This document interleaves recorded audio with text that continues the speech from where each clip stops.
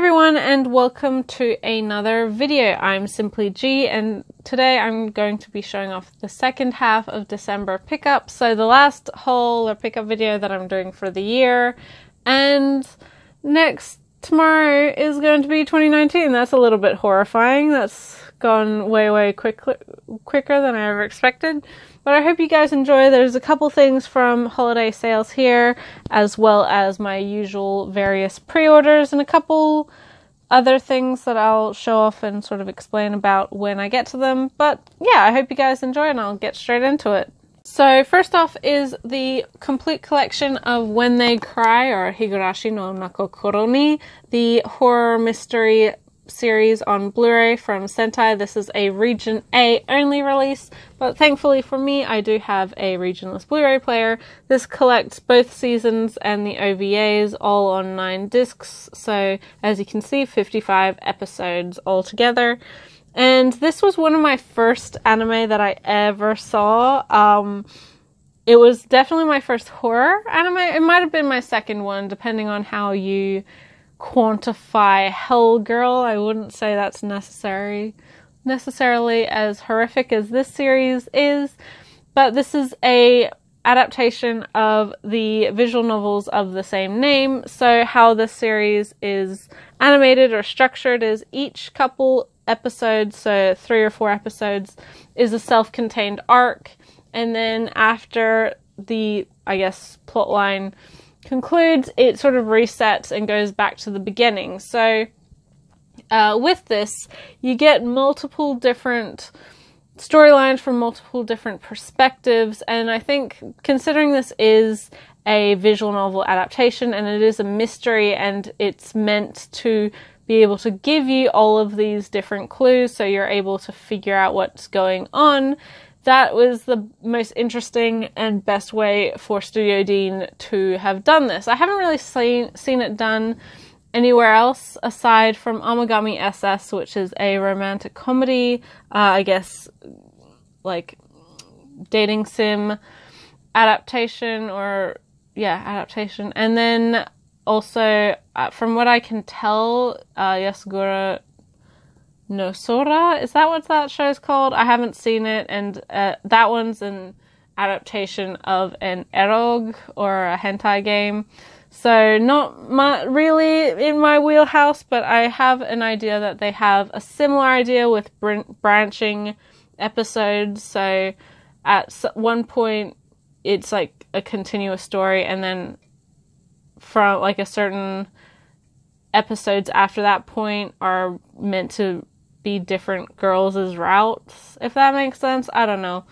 Might make sense, I don't know. But this one is self-contained routes. Generally, when we see visual novel adaptations, their various routes are amalgamized to one continuous story. You see it a lot with the Kyoani Ki adaptations, things like Clannad and Canon and Air, as well as like the earlier Fate Stay Night adaptation, and then now the Fate franchise just gets separate adaptations rather than trying to do this looping story. Things like Little Busters and Steins Gate have this looping theme already built into the storyline, so it's not completely disconnected from a continuous story throughout the seasons. It's just it makes more sense that it's set, like, keeps going back to a set point. There's a lot of different ways to do it, but Higurashi When They Cry was the first time I'd seen like each arc animated separately and then the entire story reset to show off all the various routes of the game. And it does it really well. This is not a series that is necessarily going to be for everyone. It's not a show that looks particularly good. It was made very cheaply by Studio Dean, who are not the most, or at least at that time, was not the most well known for their animation prowess. This show has not aged well visually, and even at the time it was a very cheaply made show, but the strength of the writing and the strength of the mystery is enough that I think people should watch it, especially if you're a fan of horror.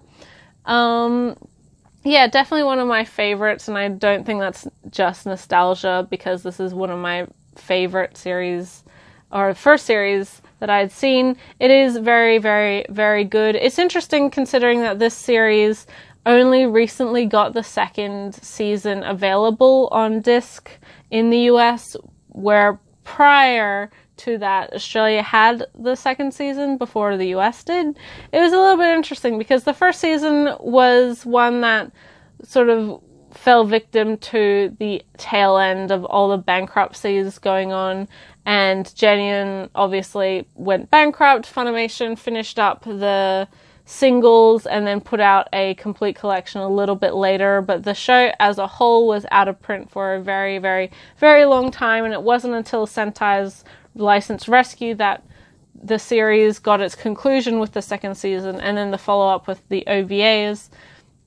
So it's a bit weird. This show has gone through a lot, just like the characters have gone through a lot. If you're unfamiliar with this series as a whole, it follows a group of friends who live in a very, very small town in Japan, and each year they have what is called the Cotton Drifting Festival during summer, and the same night that that festival happens, somebody is murdered and somebody else is spirited away or disappears. So this group of kids is trying to figure out what happens and how it happens, and try and stop it from happening.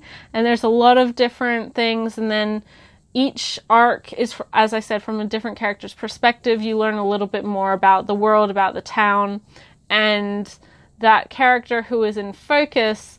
The events of each arc or each route are quite different. You have different relationships becoming more apparent. You have different events happening, and unfortunately most of these loops end up in terrible, terrible murder, usually amongst the friends themselves, where in order to protect themselves they find the other group suspicious and they attack them, and yada yada yada.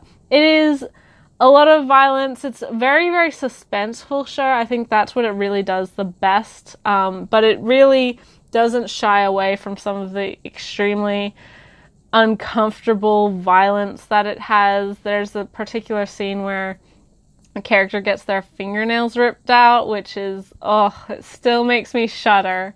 So yeah, maybe not for the faint of heart, but if you are a fan of, as I said, horror and mystery, because this series fundamentally is a mystery, it's not necessarily just a horror series, definitely check this one out. And I got this one at a really, really good price thanks to holiday sales. It was price matched from Sentai's website on Amazon, so I picked it up then. Next are more holiday sale items, the only other anime that I got during this period, and they are parts 3 and 4 of Durarara ×2, or the second season, or part 2 of season 2, or the 10 arc, or however you want to quantify these. These are the Aniplex of America releases, Blu-rays, put out in, I think, 6 episode chunks. This one has the OVA as well. And so I got these 2, and I also got parts 5 and 6, which is the finale, or season 2, part 3, or the Ketsu arc. And this is just the, I guess, second half of Durarara. If you're familiar with the first season, this is the second half. It's a complete adaptation of the light novels. So if you are interested in following the series, it's not we don't regularly get a complete adaptation of the light novel series, so it's interesting that Durarara is the one that managed to get that, although the first season was very, very popular. This was a series that, in general, I don't really pay too much attention to Right Stuff holiday sales. The only time I do is for Aniplex releases, because they're the only ones that have enough of a discount from their regular price that isn't totally counteracted by the shipping cost to outside of the US. So the only things I really worry about are Durarara, Aniplex, and sometimes NIS America bundles, which I have hopefully to show off next time. I have a couple other things from like the very, very end of the Right Stuff sale, but a couple of those things are out of stock, so I have to wait for them to be shipped out. But this was really the only thing that I was looking out for from this year's holiday sales. I knew that if it wasn't put on sale, then I probably wasn't going to buy anything from Right Stuff. And luckily for me, they were. I'm finally finished with this series with its disc release. And for those who are maybe unfamiliar, I do actually have the Japanese box set empty box set for the Japanese release, I believe, for the 10, the 10 arc. But I bought it so I could fit all 6 of these releases just into one box, because I like that type of shelf continuity and storage. So I have the whole series now. These first 2 I bought pre-owned from my Facebook group, so I'm very happy to now own the entire series on Blu-ray in English, obviously. I believe this first part is now out of print, so I am expecting that they'll probably do a complete series box set fairly soon for this series. Either that or like parts box set, so you get all 12 or 13 episodes just in one packet. I don't know, I can't tell the future, but considering Aniplex's more recent releases and re-releases, it's not wholly unexpected that that's probably going to be coming in 2019, if not 2020. But yeah, so I'm happy to finally finish this series, and I need to rewatch it because it's been a little while. Speaking of Durarara, we have the light novel of its sister series, Bakugou. This is volume 9, the second half of this Alice in Jail's arc. This is 1934 Alice in Jail's streets, and we're following Führer and Isaac and Jacuzzi as they are in Alcatraz to meet Huey / run into Lad.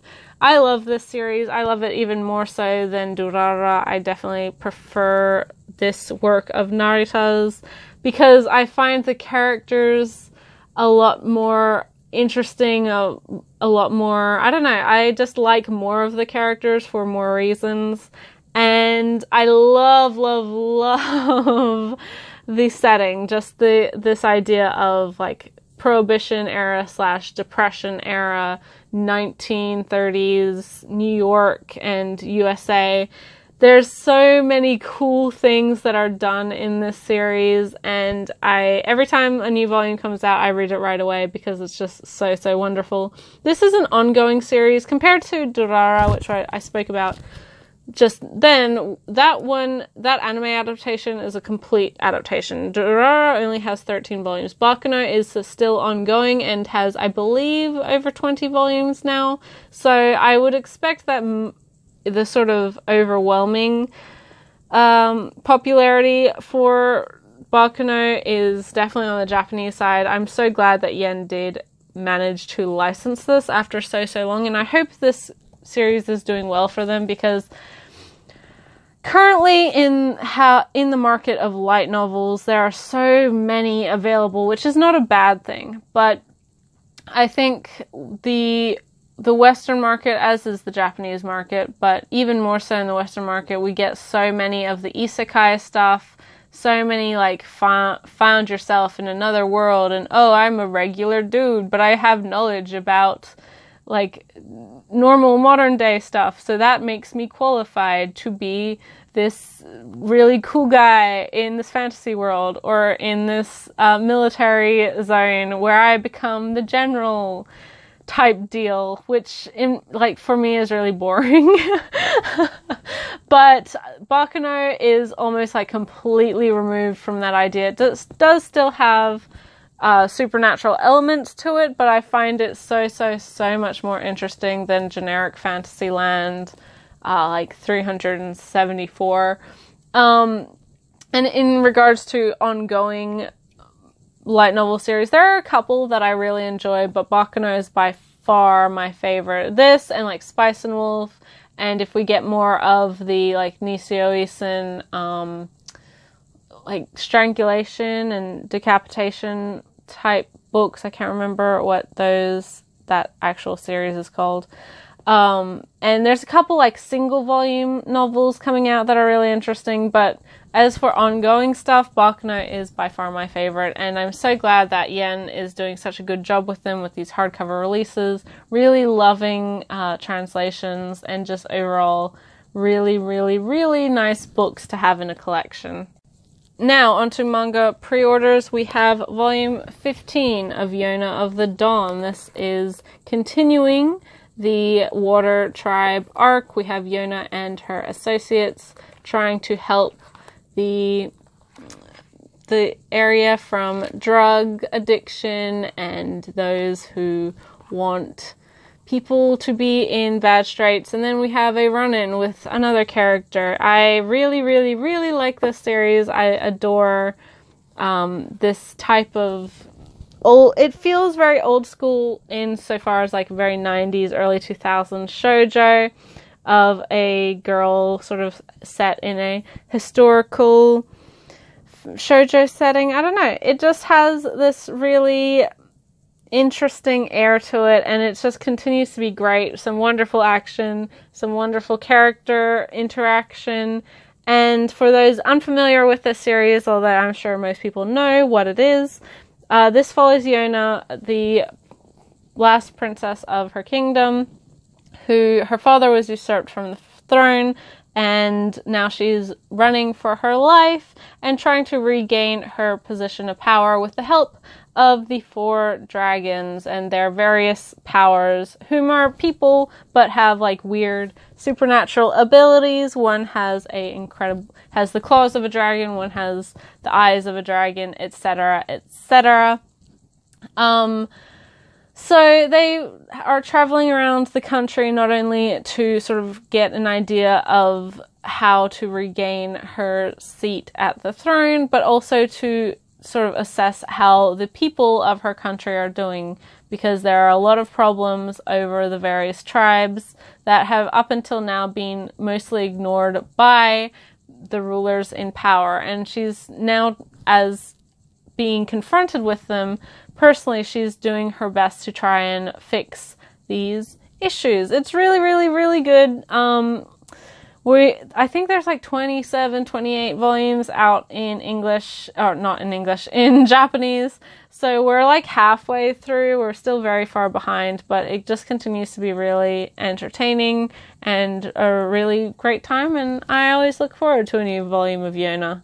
Next we have Horomia volume 12, and this was another really great volume. We have a big focus this volume on these 2 characters, Sakura and Yanagi, who are sort of the more subdued, quiet types of their friend groups, and they find a common ground in their love for a particular manga series.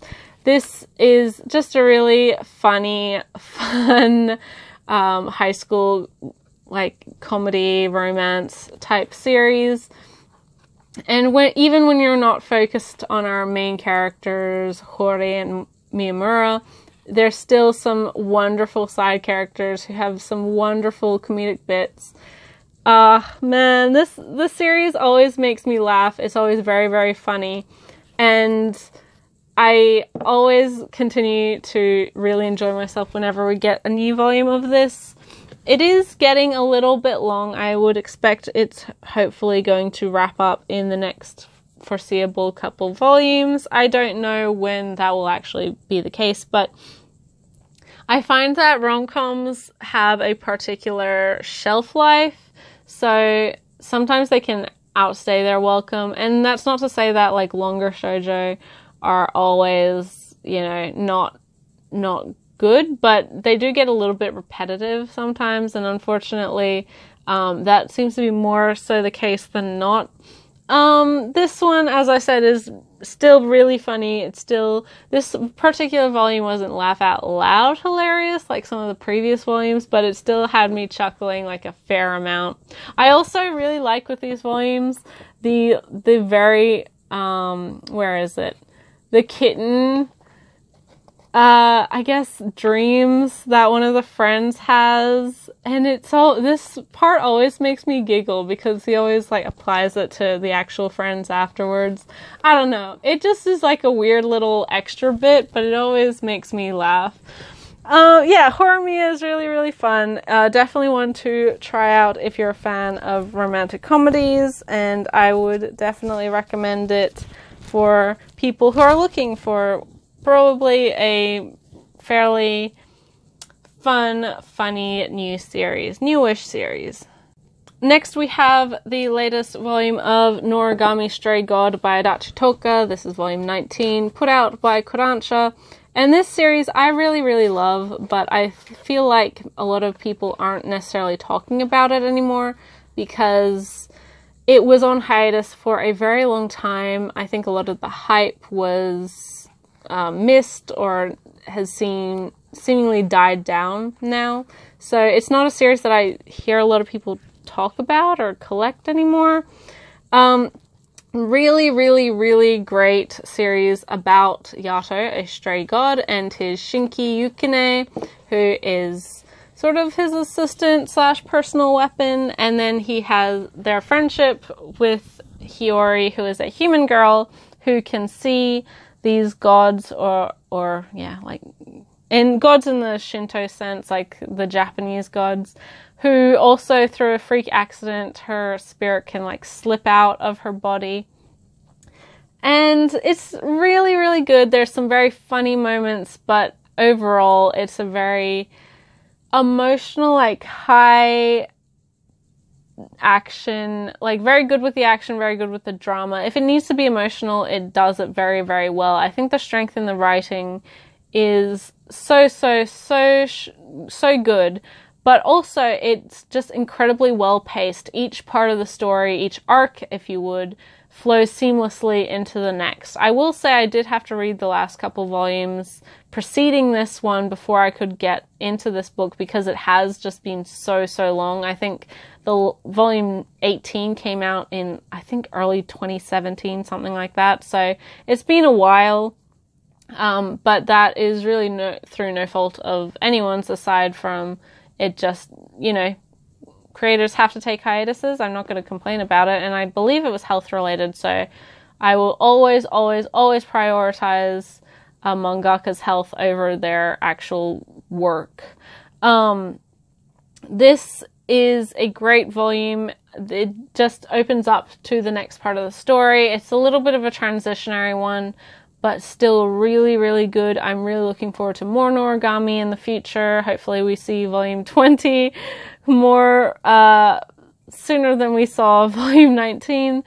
But it's really great to have the return of such a wonderful series. I'm hoping that more people do start, I guess, discovering this series or talking about it again after so long, because it was quite discussed and well-known series at the time, but it just has been so long that there's only so long hype can build up or maintain steam. So really glad to have this one back. This cover is gorgeous. It was my favorite one of my 2018 top 10 manga covers for the year.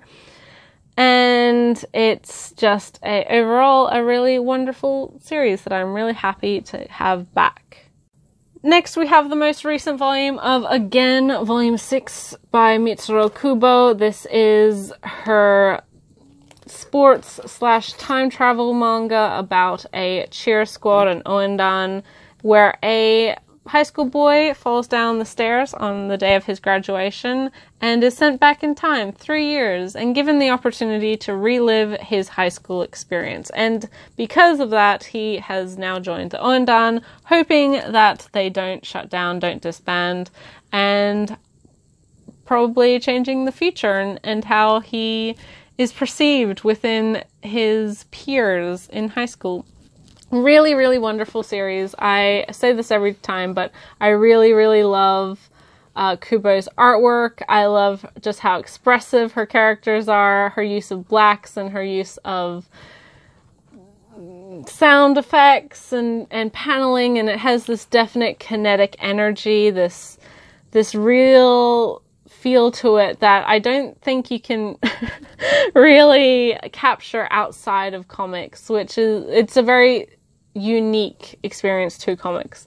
And I really, really, really love how she does her work. You can definitely see, like, she's very heavy with the darks, with the hatching and the, just everything about it. It's just really, really appeals to me. This particular volume is the continuation of the test match, or the test game, trial, whatever it is called in baseball. I don't know. I'm not a sports person.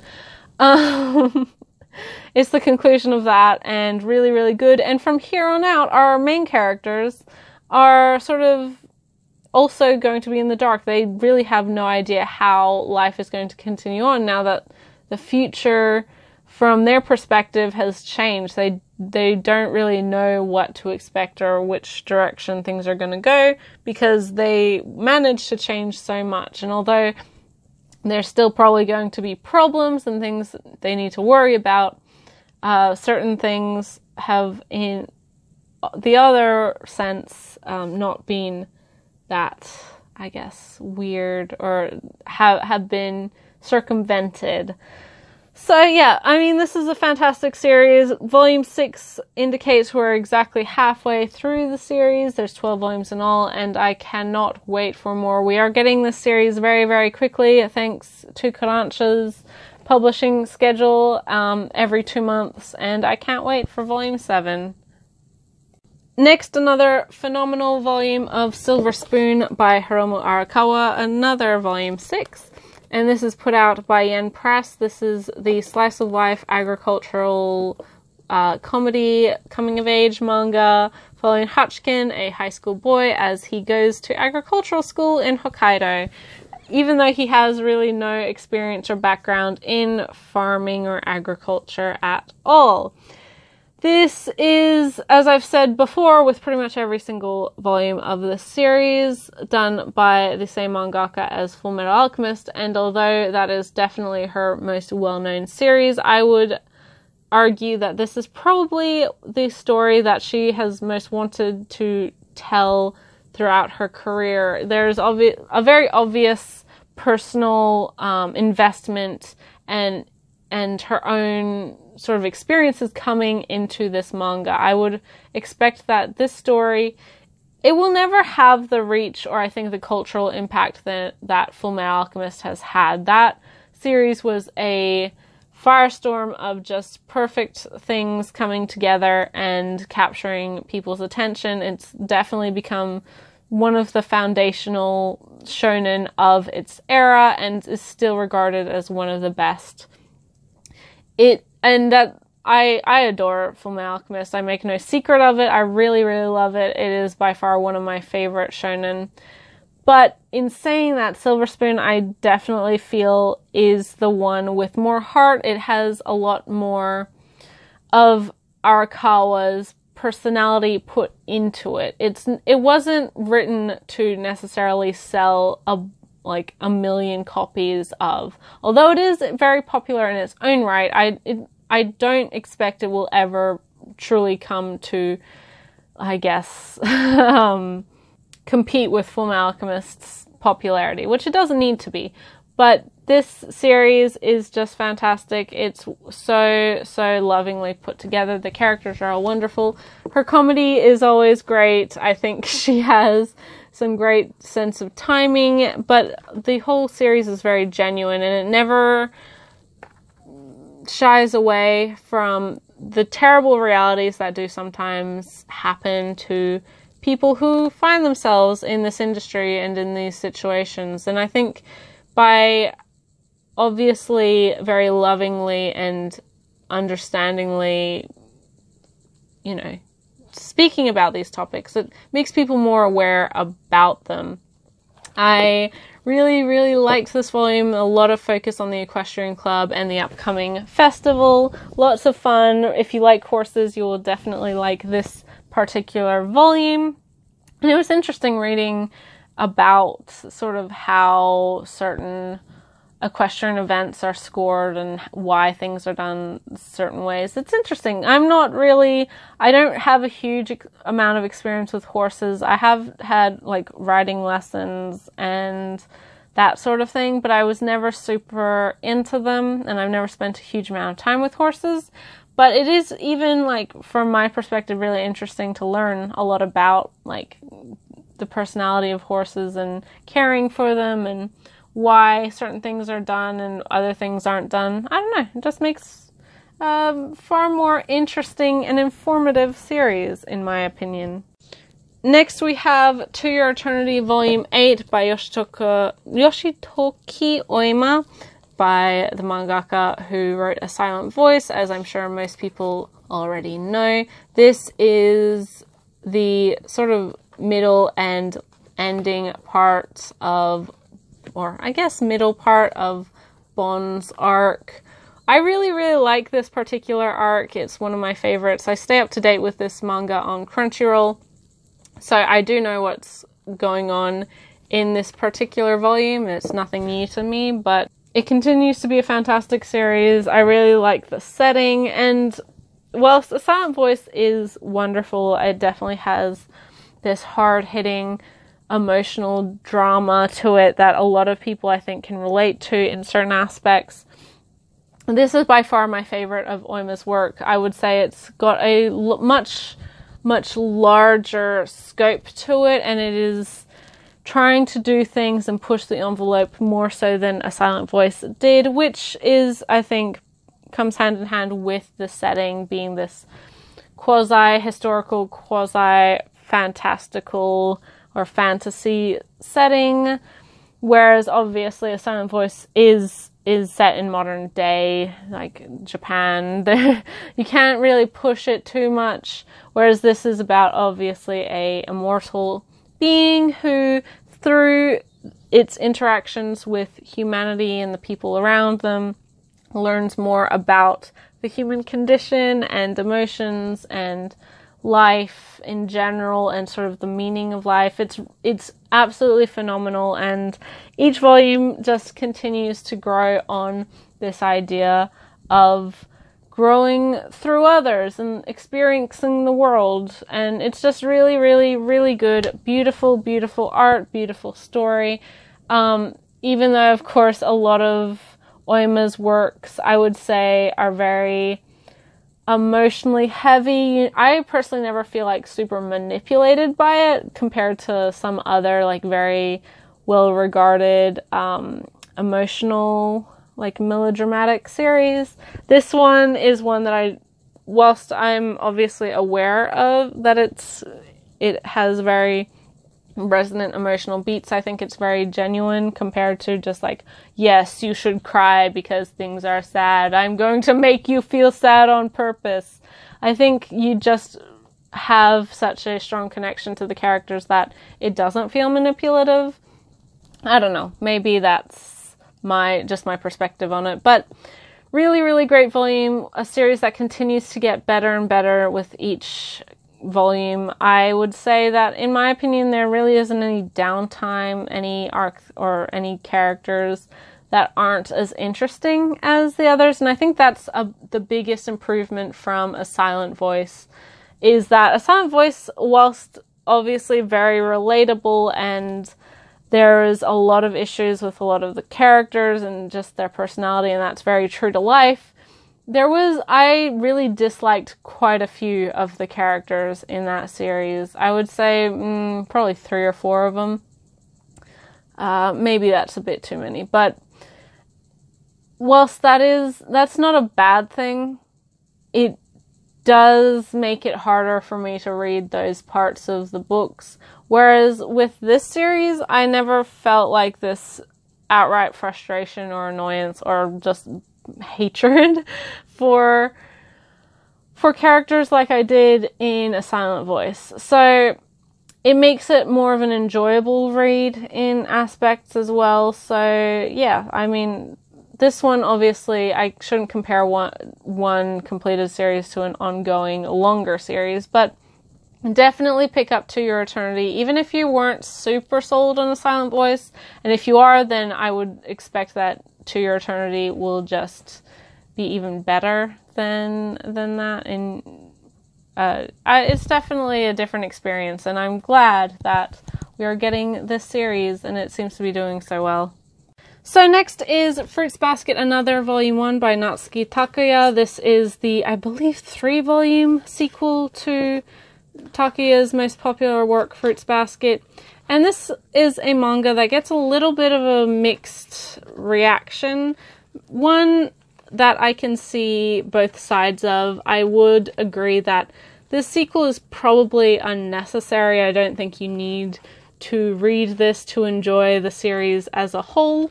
But I do think that, you know, it's not completely terrible. I think it has a lot of good that you can enjoy from it, especially if you're a Fruits Basket fan and you don't mind sort of this hint and tease of this future for our main characters from the main series. I would say that, yes, it is sort of a shameless fan servicey type of manga, but I wouldn't say go into it expecting to see all of your favorite characters, because at least with the 2 volumes that I've read, they haven't really like focused on Honda, Toru, or like any of the somas, the original somas. There's certainly references to them, and they're not like completely erased from this series, obviously, because most of the characters in this series are children of those characters. But it's sort of reassuring to see how well those original characters are doing now that it's been 15, 20 years since the original series. So what the series is, I think it's an interesting supplementary story or addition to the original franchise, because if you have read Fruits Basket, it really is the story of like escaping abuse and how Toru helps or like gives hope to the somas and helps them like realize that this cycle of abuse that they're stuck in, and like try escape that and have hope for the future and not just accept their sort of lot in life as inevitable. And with this volume, we have sort of the opposite, where it's the somas who are helping this girl who is stuck in her own cycle of abuse, has a very, very bad relationship with her mother, and doesn't have the confidence in herself to really think that she's worth anything. And through the friendship she has with all of these various soma, you know, family members, she grows to have more confidence and have the strength to be able to confront those issues in her own family. And I think that's a really, really nice sort of return to form and almost like a karmic balance of like these people have been helped and now they're giving back to others and sharing this positive energy is not the right word, but sharing this idea of helping and bringing happiness into other people's lives now that they found their own. So it's an interesting one. I will not disagree that, as I said, it feels a little bit fan servicey and a little bit unnecessary, but I don't think that discludes it from being a decently solid little series. And at only 3 volumes, it's not going to, I think, wear out its welcome. I think it is a story that is just, like, because it is especially just focused on one individual than 12 different people with 12 different problems, it does only need to be a couple volumes long, and it will stay focused. So, as I said, I've read the first 2 volumes via Kindle. I picked up this book because it was half price, and I wanted to get it at that price. I've been meaning to pick up this series for a little while now. And yeah, so I hope that I can pick up the 2nd volume sometime soon. The 3rd one has not yet been solicited. I don't think it's even out in Japan. Who knows? But yeah, Fruits Basket, another. Maybe give it a look if you are a fan of Fruits Basket and you are wanting something, you know, in addition to the original series. Next is the second half of Devilman by Go Nagai. This is part of Seven Seas' classic collection. I'm going to be a little bit hesitant opening these books because there is some violence and nudity in them. So I don't want to open up a page onto boobs because that is quite a common occurrence with this series. Obviously, I'm sure many people are very familiar with Devilman, mostly in part to the recent anime adaptation on Netflix, Devilman Crybaby. This is, of course, the original manga that inspired not only that anime adaptation and the other various adaptations it's had throughout the years, but as well as like just had a huge impact on this type of story overall. It's one that is definitely regarded as a classic, one that has persisted within culture and I guess anime and manga awareness for years and years and years. This is, of course, the original 1972 manga. And just really, really, really wonderful to finally have this series available in English. Nagai's work is not for everyone. It does have this like hyper-violence, hypersexuality, like just this very, very dark tone to majority, if not all of his works, but each and every one of them are definitely regarded as classics, not only Devilman, but Cutie Honey, as well as Mazinger as well. He just basically like established so many parts of more well-known genres and tropes now. And yeah, it's a great, great thing to finally have this series available in English. It's not for the faint of heart. I would expect most people should probably know a bit about it before you go into this series blind, but it is definitely a wild ride and definitely worth the read. Yeah, I can't really say much more about it other than this is technically the first completed series from this classics collection that Seven Seas is putting out. They also have the single volume of Cutie Honey, which is like the entire series just in one volume. But there are other works like Yamato and the other one, I can't even think of it right now, are ongoing or haven't yet been released. So it's been a little bit longer for some of the Matsumoto works to be completed, but we have 2 complete Nagai works already. So if you're interested, definitely check them out. Yeah, I look forward to seeing what else is coming from this, I guess, imprint from Seven Seas, because it's always nice to have some classics available. I'd like to see them maybe expand into less shonen-y, seinen-y stuff and maybe more into shoujo, although I know that they won't be as popular. We are definitely getting some like classic shoujo this year as well with the Po Clan, and hopefully Rose of Versailles if we ever see it in this century. But I do hope that the popularity and success of these works, as well as the Matsumoto works, mean that we see more and different types of things from different creators who aren't necessarily as well known as Matsumoto or Nagai. I don't know. It's a bit of a gamble either way, but I look forward to seeing what is in the future for this imprint. Finally, for manga, we have Sleeping Moon Volumes 1 and 2 by Kano Miyamoto. This is the other... So last video I said that 2 series were going out of print from Sublime Viz's BL imprint.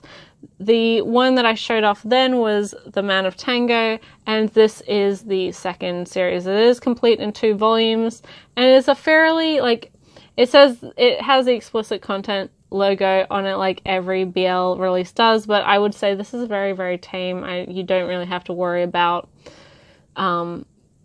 seeing anything too explicit in it. This is an interesting series. I didn't really know a huge amount about it, but the covers are very beautiful, and reading the synopsis was fairly interesting. It's about a young man who has returned to his family home in order to try and figure out how to break this curse that has afflicted his family for generations, which has killed all the young men in their family at a very young age. So he's 27 years old, heading towards sort of the closer and closer to the period that his father, his grandfather, and all of his male ancestors have died, generally in their early 30s, if not, at 30. So he's returned to his family home, hoping to try and find the cause of it and see if he can stop it.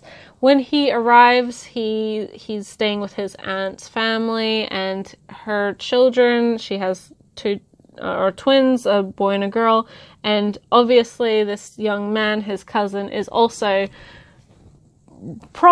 definitely going to be affected by this same curse, and he also obviously has concerns about dying at a very young age. He's currently like 21, 22, so a little bit younger than our main character, but obviously also invested in surviving into his 30s and past that.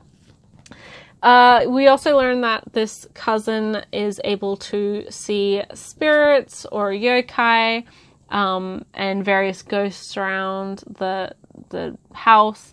And when our main character gets there, he also starts to develop this ability to see these supernatural beings, and he also starts to develop the ability to dreamwalk, or whilst he's asleep, slip into his dreams and sort of time travel almost, where he meets one of his past ancestors from 100 years ago, who is also interested in trying to figure out this curse and how to stop it, because again, young man doesn't want to die too young type of deal. This is sort of a weird love triangle between these three young men from the same family. So if you're not into like weird cousin romance, then maybe give this a skip. But I would say that there's not enough of it, or it's not enough of a focus in the series to be like completely off-putting if you're not super into it. Personally, I'm not a fan when the couples are related, but as I said, there's enough other interesting stuff going on that I really don't have a problem with it. It's just, that it's there. The BL aspect to this, whilst it is most definitely a BL, and the romantic element to it is definitely part of the series, I could see you completely disregarding that part of the series and still enjoying this series for what it is, because it is this mystery and these young men trying to figure out and trying to save themselves from this mysterious curse that has afflicted their family. And inside, the art is fairly, it's not fabulous, it's not terrible, it's pretty, normal. Nobody has any wonky anatomy or anything like that. But if you are a fan of, I guess, supernatural and yokai, maybe give this one a look, because the historical aspect is really interesting, the supernatural aspect is really interesting, and there's a lot to like for this particular series. As I said, it's complete in 2 volumes. It's good. It's well paced. I don't think it could really do much more with a longer series. I think it would just feel dragged out. But yeah, I'm glad that I gave this one a chance. It is, as I said, going out of print, so if you are interested in it, maybe check it out sooner rather than later. But this, as well as The Man of Tango, are still really easy to find, so it is, if you are wanting either of them, to get them now, because if you are wanting them in, 5 years, you probably won't be able to find them nearly as readily. I don't know. Who knows? But it's probably better to get them sooner rather than later if they sound somewhat interesting to you. But yeah, I actually enjoyed this one quite a bit because I am a sucker for the supernatural and, the just yokai and the historical time slipping and all. It just is really interesting and I really liked it. So yeah, I'm glad that I managed to enjoy it. Because generally when I go into BL, I have like 0 expectations. And if I liked it, that's really good. If I disliked it, then I'm like, oh, well, that's cool, whatever. So to enjoy something like this that I didn't necessarily know anything about, I'm really happy that it turned out to be a good decision. So that is everything that I got for my last half of December. Quite a few things, definitely some new releases in regards to manga as always, but also the couple anime sets that I got from holiday sales. Let me know if you're reading any of these series, if you agree with my opinions or totally disagree. I love reading all of your comments. And yeah, I'll catch you in the next video, guys. I hope everybody has a wonderful end of the year, a wonderful New Year's, and I'll see you whenever I see you. Bye till then.